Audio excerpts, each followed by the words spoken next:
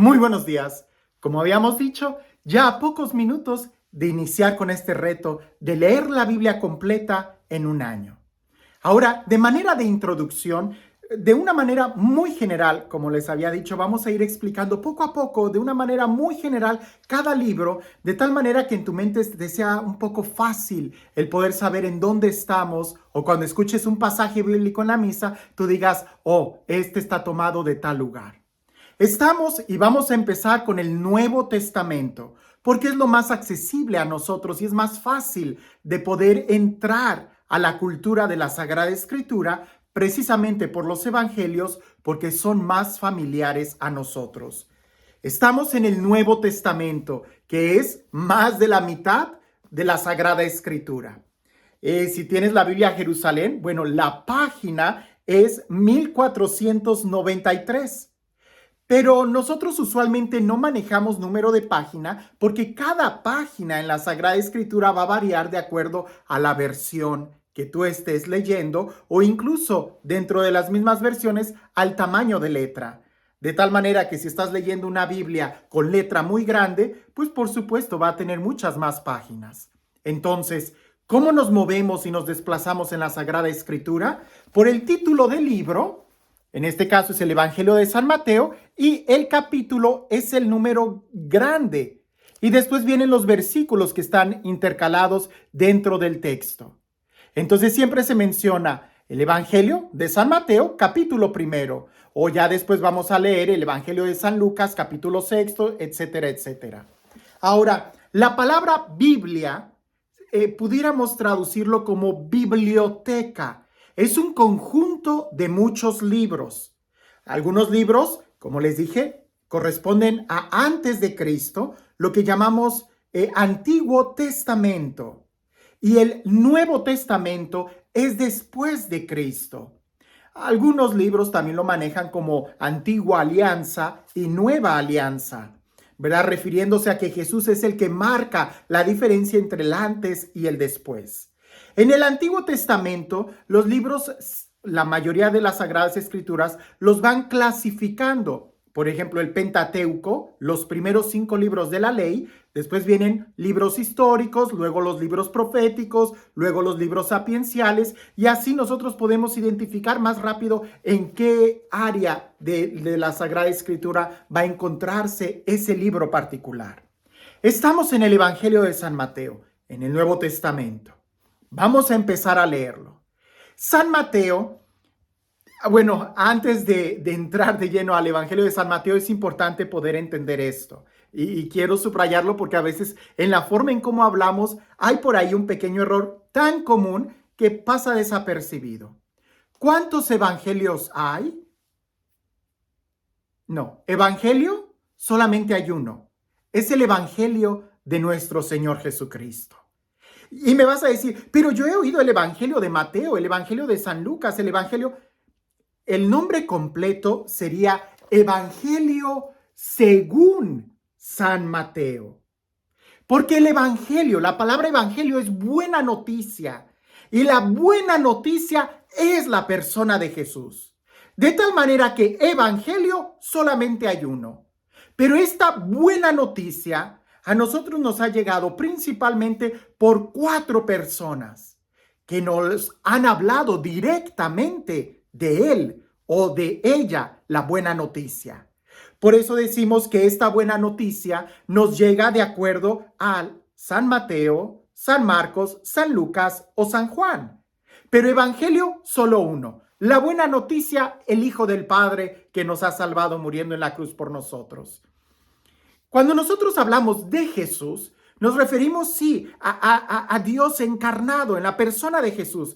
Pero resulta que Él, al ser una persona de carne y hueso, predicó y realizó milagros y la gente tuvo una experiencia profunda de Él. Te quiero dar este ejemplo que nos va a ayudar mucho para entender el porqué de los evangelios de cada versión. Imaginemos que yo te presento aquí a mi amigo Juan. A este personaje que se llama Juan. Él es mi amigo. Y mi amigo Juan tiene un hijo, tiene una esposa y tiene, pudiéramos decir, una suegra. Si yo te hablo de mi amigo Juan, te voy a dar y te voy a describir a Juan de acuerdo a mi experiencia. Él es buen amigo, tú puedes confiar en él. Su hijo va a hablar de su papá, Juan, de una manera increíble. Él va a decir, oh, él es mi superhéroe, él es el hombre más fuerte del mundo, él todo lo puede, todo lo arregla. Muy diferente la experiencia de su hijo a la experiencia que yo te voy a hablar, porque yo no soy su hijo, yo soy el amigo de Juan.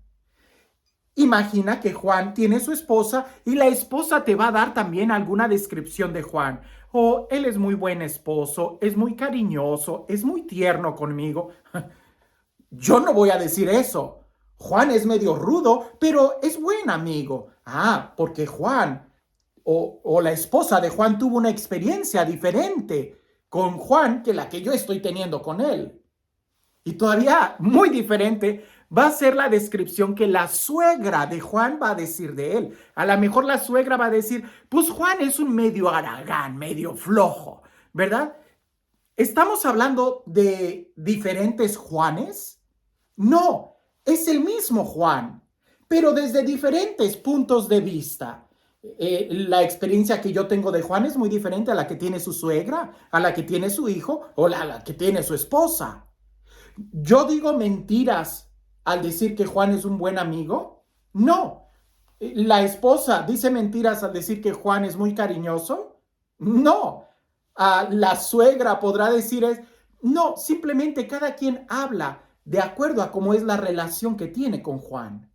Bueno, más o menos así es lo que sucede con Jesús.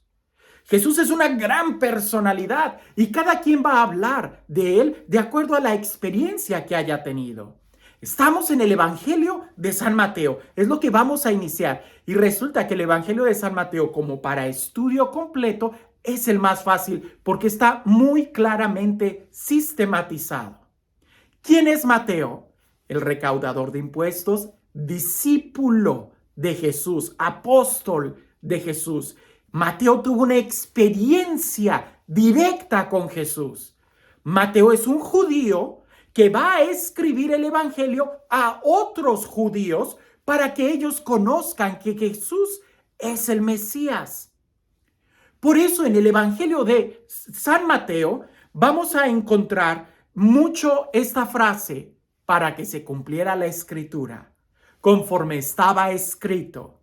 O sea, Mateo va a tratar de presentar a Jesús, a los judíos, como el verdadero Mesías. Por eso va a estar continuamente citando textos del Antiguo Testamento. Ahora, todavía más sorprendente, pareciese que el evangelista San Mateo como que quería replicar en su evangelio algo así como la ley de los judíos, el Pentateuco. No me quiero ir muy en detalle, pero la estructura del Evangelio de San Mateo es muy clara. Tiene una introducción que podemos nosotros llamar como el nacimiento e infancia. Y tiene también una conclusión, que es la pasión y la resurrección. En medio hay 5 secciones claramente definidas. La primera sección es la promulgación del reino de los cielos.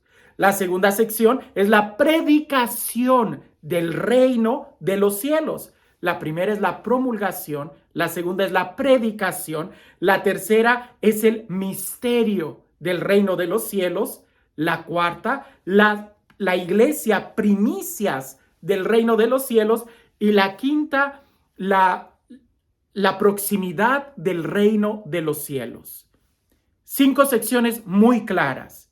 Y en cada sección va a haber una sección narrativa y una sección de discurso.